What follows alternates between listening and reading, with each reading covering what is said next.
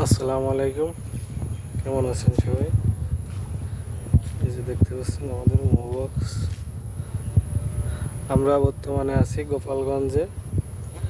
গোপালগঞ্জে কি হচ্ছে আপনারা সবাই জানেন।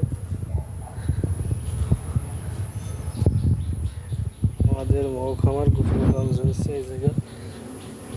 এই জায়গা থেকে শাপলার পুলেন এইটা সংগ্রহ করছে মৌমাছি।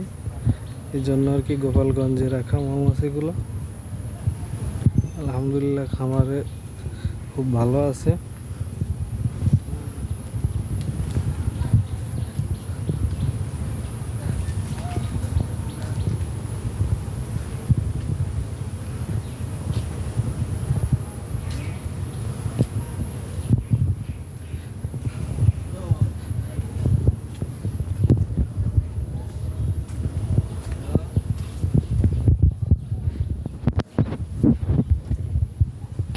ফোন দিলে